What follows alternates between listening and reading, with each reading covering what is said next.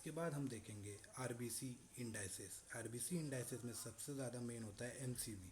MCV जो होता है ये हमें आरबीसी के शेप और साइज़ के बारे में बताता है।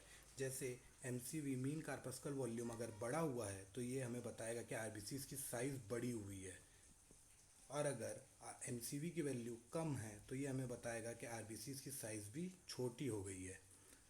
वैसे ही हम एक एग्जांपल लेते हैं, जैसे अगर पेशेंट का हीमोग्लोबिन कम है, पेशेंट जो है एनीमिक है, पेशेंट का हीमोग्लोबिन कम है और एमसीवी बड़ा हुआ है, तो ये हमें बताएगा मैक्रोसाइटिक एनीमिया के बारे में।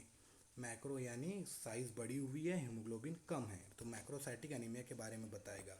जैसे विटामिन B12 और फॉलेट डिफिशिएंसी एनीमिया के अंदर हमें देखने को मिलता है। वैसे ही अगर हीमोग्लोबिन कम है और एमसीवी भी कम है तो ये हमें बताएगा माइक्रोसाइटिक अनीमिया की तरफ, कि आरबीसी की साइज़ भी छोटी है और हीमोग्लोबिन भी कम है, तो ये हमें देखने को मिलता है iron deficiency anaemia, sickle cell anaemia के अंदर हमें देखने को मिलता है माइक्रोसाइटिक अनीमिया।